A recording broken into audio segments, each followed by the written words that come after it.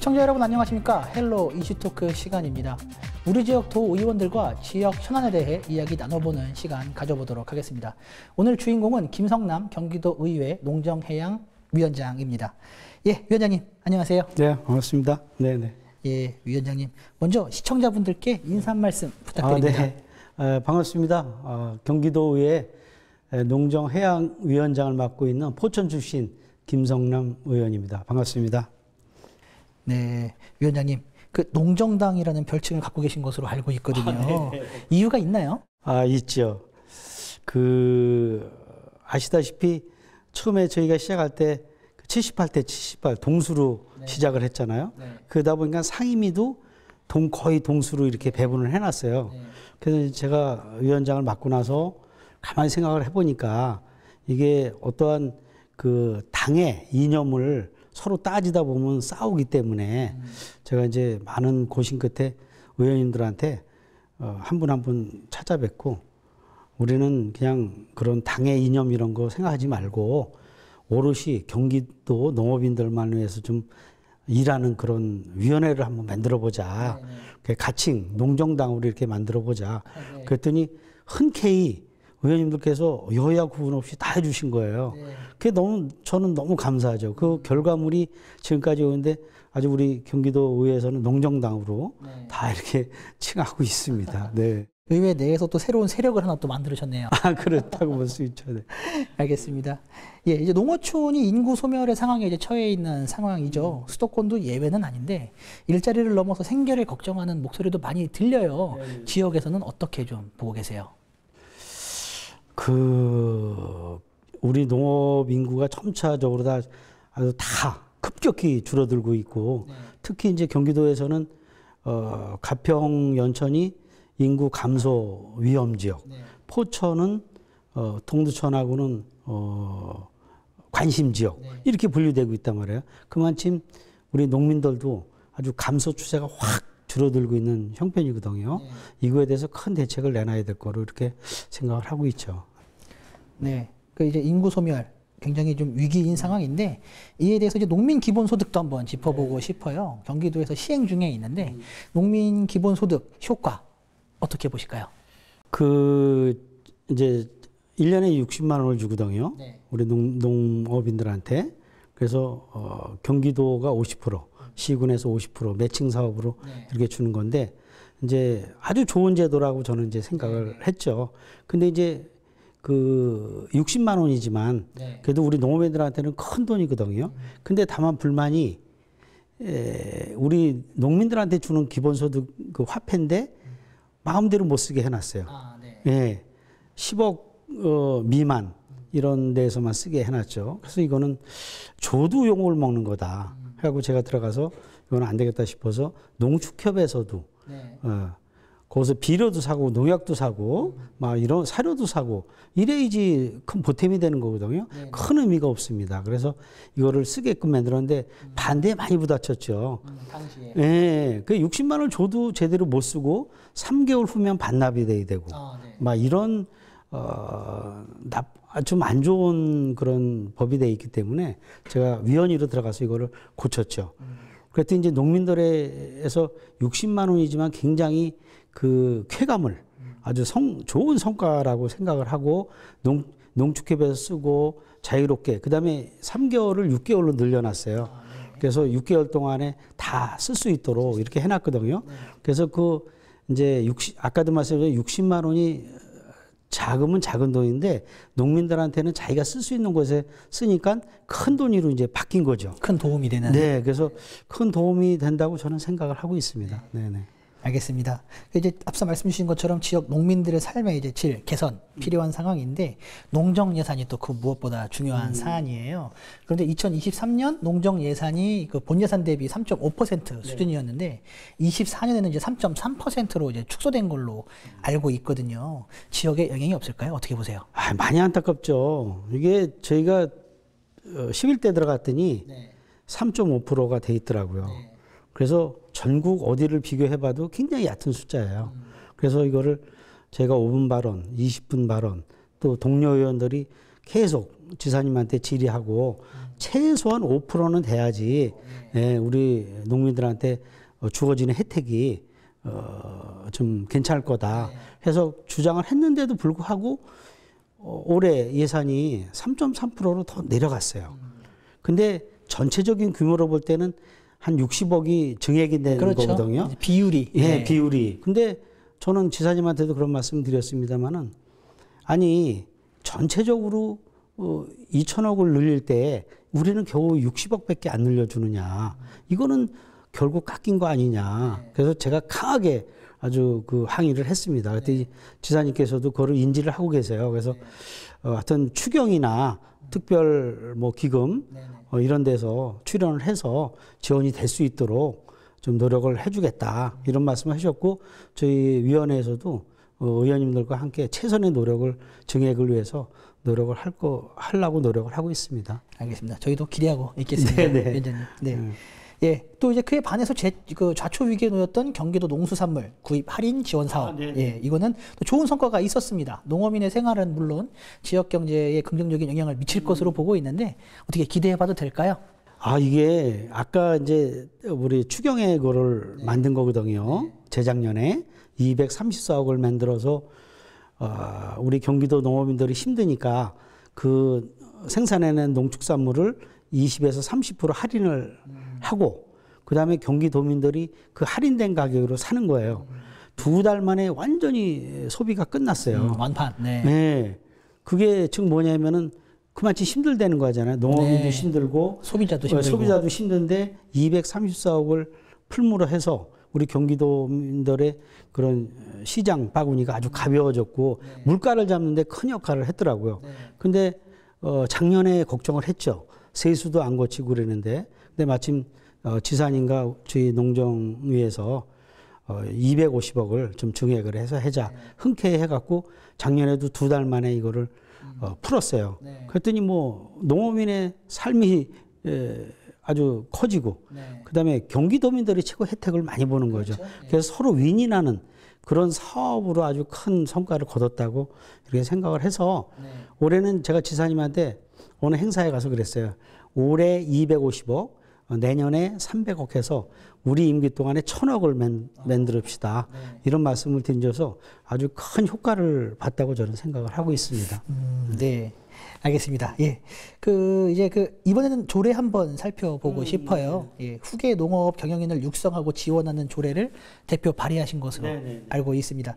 조례 안에는 어떤 지원안들이 좀 담겨 있을까요? 아까 전자에 말씀드렸지만 지금 농촌의 그 인구가 소멸 위기에 있고 그다음에 농업인 인구 나이가 점점 고령화되고 있어요. 근데 후계 세대를 양성을 해야 되는데 실제 가업을 물려받은 농업 가업을 물려받은 그런 청년 농업인들은 안심하고 농사를 짓거든요. 근데 새로이 우리가 창업을 하거나 이럴 청년 농업인들은 아무것도 없단 말이에요. 그래서 그 조례를 만들어서 우리 도지사한테 그 책무를 맡겨주는 거예요. 그래서 뭐 무이자로 우리가 땅을 사게 한다든가 아니면 우리가 뭐 도유지나 국유지 이런 데를 무상임대 뭐 수십 년 동안 하게 해서 그들한테 정착을 해서 우리 농업을 이어갈 그런 청년 농업인을 육성하는 그런 조례를 만들어 놓은 거죠. 그게. 네.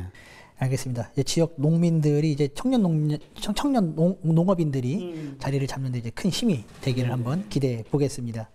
예, 지역에서도 이제 먹거리 발굴이 중요해졌어요. 말씀하셨던 것처럼 이제 그 지역에 어찌 보면 이제 정착하기 위한 하나의 이제 방법일 텐데 스마트팜을 주목하는 이런 이유가 되기도 합니다. 파파야가 이제 포천에서 자란다고 감탄하시던 거를 기억을 하고 있거든요. 어떻습니까? 저희가 이제 전혀 경기 북부에서는 그러한 열대야 과일을 재배할 수 있다는 건 상상도 못했죠. 저희 농정에서 현장에 답이 있다 해서 의원님들과 뭐 여러 군데 견학을 다니거든요. 특히 이제 제주도를 갔더니 거기는 뭐 따뜻한 데니까 기술원을 찾아갔더니 그런 파파야 농장이 있더라고요. 근데 그거는 시범 재배지 사실은 그런 뭐 수익성을 보고 하는 건 아니잖아요. 근데 내가 살고 있는 포천에 그런 대규모 농장이 있다. 근데 개인적으로 견학을 안 시켜준대요. 그래서 통해서 가게 됐는데 진짜 어마어마하더라고요. 이거는 막 우리나라의 최고 수준이고 그 우리 대표자께서 그 마인드가 있어요. 아주 세계에서 최고 품질 좋은 파파야를 좀 만들겠다. 네. 그러니까 우리가 맛도 봤는데 상상도 못할 그런 맛있던가요? 만들어낸 거예요. 네. 야, 그래서 봤더니 모든 게 다 스마트팜으로 이루어지고 있더라고요. 인건비에 죽잖아요. 네. 농업은. 근데 스마트팜으로다가 다 농업을 그렇게 하는데, 그래서 거기서 보고 느낀 게 이런 스마트팜 농업을 많이 발굴해서 보급을 해야 되겠다. 그래서 기술원이나 우리 농업정책과에다 그거를 주문을 했어요. 이런 것을 많이 보급할 수 있도록 연구개발을 좀 해라. 그렇게 했죠. 그래서 너무 좋은 그 사례가 포천에 있더라고요. 네. 알겠습니다. 그 치유 농업의 중요성도 이제 강조하고 계신 것으로 알고 있거든요. 먼저 치유 농업이 무엇인지 좀 궁금하거든요. 이제 치유 농업이 옛날에는 상상도 못 했잖아요. 네. 우리가 흔히 몸과 마음이 병이 들면 원래 뭐 산 위로 가거나 산 속으로 이제 들어가잖아요. 근데 이제는 우리 농산물을 생산하는데 단순 그 먹거리 차원이 아니라 이제는 치유 농업에 근접을 해야 된다. 그래서 몸이 아프고 마음이 치유가 될 수 있는 거는 우리 농작물을 자라는 거를 보고 만지고 그러니까 굉장한 효과를 난다는 그런 연구 결과가 나왔어요. 네. 그래서 우리 경기도 농업기술원에도 그런 치유농업센터를 개관을 했고 지금 치유농업사들이 굉장히 많이 그 자격증을 따고 있더라고요. 네. 그래서 각 시군에 그 기술센터를 통해서 치유농업이 많이 우리 경기도민들 아니 국민들한테 보급이 될 수 있도록 이렇게 하는 사업입니다. 그래서 초자의 말씀했지만 단순 먹거리 생산이 아닌 우리가 거기서 농작물을 만지면서 키우면서 몸과 마음을 치유할 수 있는 게 치유농업이라 해서 그런 조례까지 우리 위원회에서 또 이렇게 발의를 했죠. 네. 알겠습니다. 이제는 이제 지역구인 포천에 대한 이야기를 좀 한번 나눠보겠습니다. 최근 포천에서 열린 소통 간담회에도 이제 참여하신 것으로 알고 있습니다. 각 동네마다 이제 현안과 특성도 많이 다를 텐데 기억에 남는 지역 주민들의 목소리가 있다면 좀 어떨까요? 이제 각 시군에서도 다 하겠지만 시장 군수들이 우리 포천도 역시 이제 백영희 시장께서 1월 달부터 14개 읍면동을 순회를 하면서 주민과 소통 간담회를 이제 가졌어요. 저희가 이제 도의원 자격으로 이제 같이 참석을 계속했죠. 이제 물론 이제 먹고 사는 것보다는 도로 분야, 뭐 상하수도 분야, 또 뭐 도시가스 분야, 이런 민원이 사실은 최고 많고, 근데 이제 그 중에서도 좀 기억에 남는 거라 하면은 우리 포천이 16만위로 시작을 했는데 지금은 15만도 안 되는 그렇게 감소 지역으로 변했는데 거기에 대해서 좀 잘 살고 여기서 포천에서 떠나지 않게 살 수 있는 그런 정책을 내놔라. 막 이런 의견들을 많이 주시더라고요. 그래서 시장님에게도 얘기했는데 이런 정책을 우리가 써서 다시 돌아오는 포천이로 만들어야 되겠다. 그런 말씀을 나눈 적이 있어요. 그것이 저한테는 이제 인상이 남죠. 알겠습니다. 이제 많은 시민들이 떠나지 않고 이제 또 돌아올 수 있는 이런 지역 경쟁력을 갖추는 이런 방안에 대해서 이제 고민이 많이 필요한 그런 상황이시라는 말씀이신데요. 알겠습니다. 이제 지역 현안 가운데 또 광릉습을 또 빼놓을 수 없을 것 같아요. 광릉습에 큰 관심 가져오셨는데 단순히 자연환경 보호에만 중점을 둔 건 아닌 것 같아요. 어떻습니까? 우리 광릉숲은 아시다시피 유네스코의 생물권 보전 지역으로 이제 등재가 된 지 벌써 몇 년이 됐잖아요. 그래서 이게 한 560년 이렇게 이어져 온 그런 광릉숲인데 이거를 이런 데가 우리 대한민국에 별로 없어요. 그래서 이거를 보존하기 위해서 많은 민간단체 또 뭐 특히 이제 우리 경기도 산림과 이런 데서 광릉숲 포럼도 개최를 하고 아마 이렇게 좀 보존하려고 노력들을 많이 하고 있습니다. 그리고 거의 광릉숲은 80%가 포천에, 그 다음에 일부는 남양주, 일부는 의정부에 이렇게 한정이 돼 있거든요. 그래서 거기에 인근에 있는 우리 농업인들이 생산하는 그러한 농산물도 그 유네스코 상표를 개발을 했어요. 그거 붙여서 소득증대를 좀 해주고 싶고 이렇습니다. 그래서 그 천혜의 그 자원을 우리가 아주 후대한테 물려줘야 되는데 다만 안타까운 게 한 가지가 있습니다. 아시겠지만은 의정부시에서 그 쓰레기 소각장을 바로 자일동, 그러니까는 광릉숲 인접에다가 그거를 건립을 하려고 해서 지금 계속 반대 중인데, 이제 의정부시에서는 그렇게 얘기하죠. 이거 현대시설이라 아무런 환경에 영향이 안 미친다. 그러면 저희가 하는 얘기가, 그러면 현재 있는 데다가 증설해서 하지 왜 그 구석에다 하느냐. 그래서 반대를 하고 있습니다. 근데 하여튼 저희의 목표는 그 광릉숲을 계속 보존해서 우리 계속 후대한테 물려주기 위해서 이거는 꼭 보존을 해야 된다. 그래서 우리 경기도 산림과에서도 굉장히 노력을 많이 하고 있고 주민들도 그렇게 좀 하고 있어요. 그래서 이런 거에 대해서는 하여튼 그 보존 정책에 대해서 계속 연구를 하고 지원할 수 있도록 노력을 하려고 예정하고 있습니다. 예, 마지막 질문입니다. 경기도민 그리고 포천 시민분들께 카메라 보시고 한 말씀 부탁드릴게요. 존경하고 사랑하는 경기도민 여러분, 그리고 포천 시민 여러분, 저 역시 경기도에서 많은 일을 하면서 특히 농정해양위원장으로서 지역의 발전을 위해서 많은 노력을 기울이고 있다는 말씀을 드립니다. 다소 그 여러분을 찾아뵙고 그런 점이 적더라도 많이 이해해 주시고 경기도에서 많은 예산 따다가 우리 포천 시민이 잘 살 수 있도록 노력하는 그런 도연이 되도록 노력을 하겠습니다. 새해 복 많이 받으십시오. 감사합니다. 네, 알겠습니다. 네, 이야기는 여기까지 나누도록 하겠습니다. 지역 발전을 위해 노력하는 경기도 의회가 되길 기대하겠습니다. 오늘 준비한 소식은 여기까지입니다. 시청해주신 여러분 고맙습니다.